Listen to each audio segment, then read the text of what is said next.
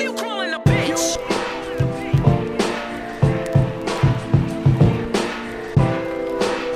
Hey Power Queens, welcome to another episode of Power Queens. Today we'll be discussing ruling in my realness with the gorgeous Vanessa. Welcome to the show. Thanks for being here. Thanks for having me. It's an absolute pleasure, and I'm so happy to have you here because we've actually started a friendship nyana. So I know. I feel like I'm interviewing a friend right now, which is even more exciting for me. And for me, it makes me feel so relaxed. Really? Like I feel so relaxed that I don't know. I don't feel ready, but I feel very relaxed. You sure look ready. So well, thank you. No, it's a pleasure. So before we get into the actual topic, who is Vanessa?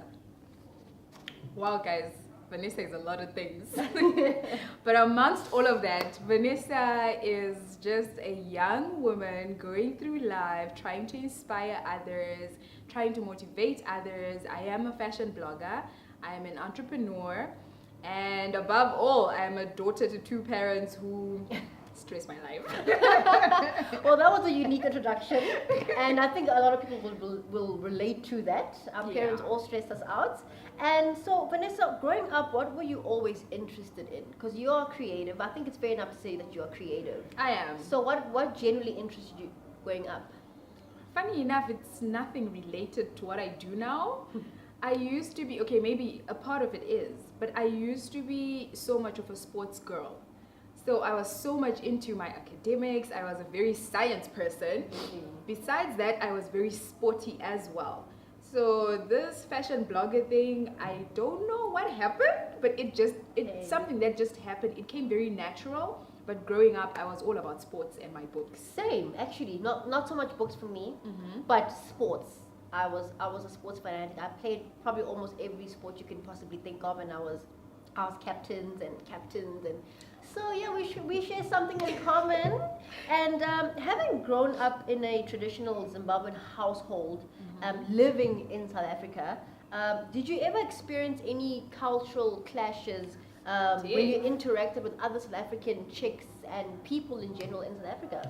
Quite a bit. I didn't grow up here per se, but it was one of those. I lived in Zimbabwe primarily. Oh, so when did you move to SA? I moved here, for the first time I moved here, it was in 2010.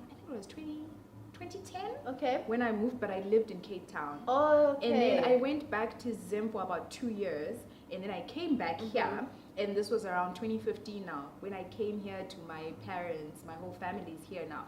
But growing up, I was in between Zimbabwe and Botswana because my family was in Botswana. That's interesting. And, and I was learning in Zimbabwe. So it was always Zimbabwe, Botswana, and then South Africa was like a holiday, you know. But yeah, it's been interesting. Like what type culture? What type of cultural clashes? Sorry, did you? Well, because I mean, fair enough. Women generally clash. Well, yes. It's sad to say, you know. Sometimes we do have those little clashes, but I can only imagine being someone who's not originally from here, and I experienced it as well as myself, like growing up overseas. I also experienced clashes, but I wanted to just hear from you another perspective, what type of clashes those were. I would say it was just a bit of a shock, the way South Africans are, the way South Africans express themselves, fashion wise, and just you guys are very free to say what's on your mind. We are groomed to always consider who is around you. It's almost like be perfect. You know? So growing up, you are kind of expected to always be perfect. And I talk about this actually mostly on like my channel. How I started blogging quite late. Well, from my perspective, I feel like I started late because my family is very like, you know, conservative. And it's all about what attention are you bringing to us, you know? But that's why you're such a lady. So much class. Seriously. Well, thank you. I think it has its positives. It does. No, definitely it does. But both sides, there are positives and negatives to it. You don't always have to be prim and proper. You know, that's the downside to it. And for me, it really kind of affected me because I never really knew how to like interact with people. I knew life from just one perspective. So now having this other perspective, you kind of, it was confusing.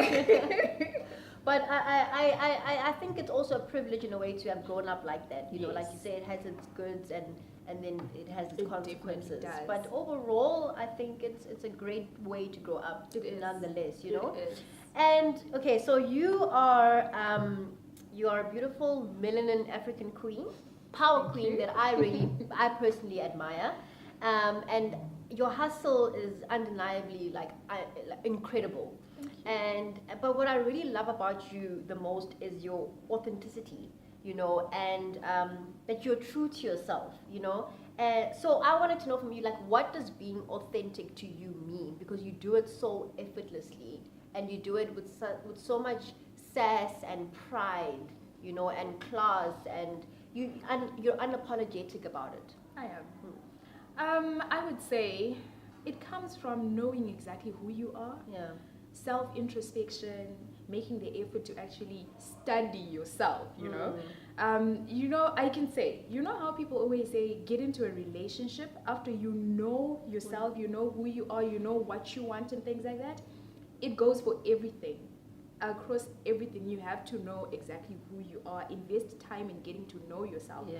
People find it weird that I take myself on solo dates, but that's how I get to know myself. That's how I spend time with myself. I get to know me, and I don't deviate from who I am. And also because I grew up in a household that's very, like, you know, moral and values and everything. I know what I stand for. Yeah. So without much effort, I just kind of go through life as I am. And it's such a great quality to have, especially nowadays with the pressures of social media.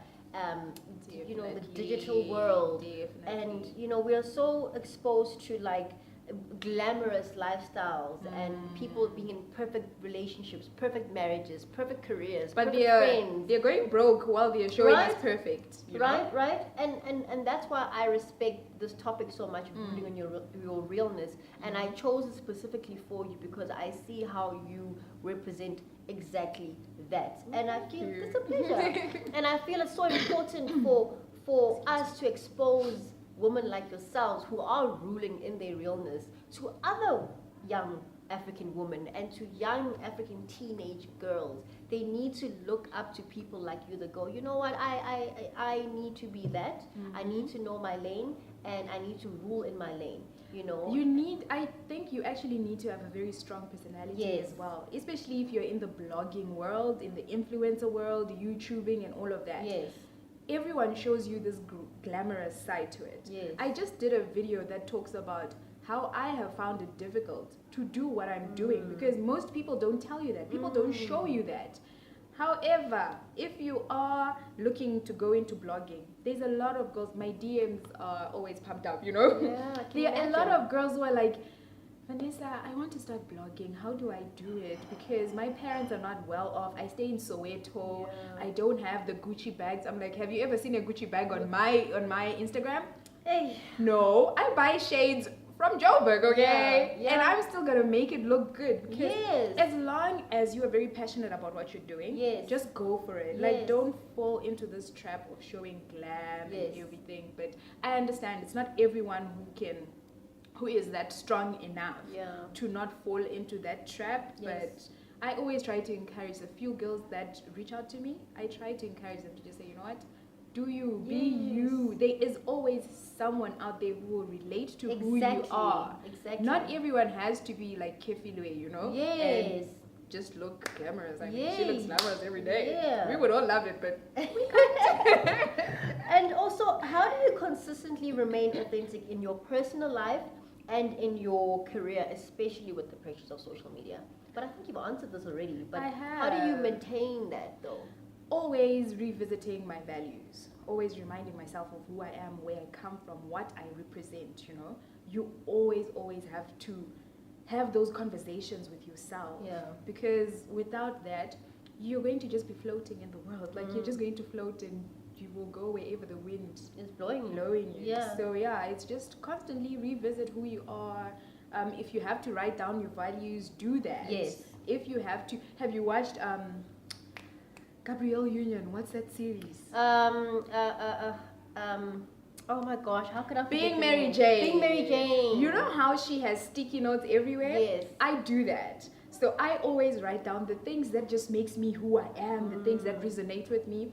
I always put up like sticky notes in all of my wardrobe. Yes, So that's actually a good thing to teach people. I think it's a great way of also keeping track with where you're going and how far you've come, you know? Exactly. And also, being authentic, I think, also relates to your career. So from a business perspective, would you say that in order to be a successful millennial blogger like yourself, you have to represent your personal brand and business as a mixture of your accomplishments and the things that you want to do in future, so that people that buy into your brand go, okay, she's talking about her accomplishments, that means I can trust her, she knows what she's talking about. Yes. So if she's posting up a video about how to apply makeup or what accessories to wear with a jacket like this, she knows what she's talking about. Would you say that that's important for the industry that you're in? To an extent, from a business perspective, yes, you need to have something to show people, to say, you know what, I've done this and this and that. However, you shouldn't then not start doing something because you haven't got a portfolio or you haven't got something to show. So it does work together, but then you can also do without the portfolio. Yes.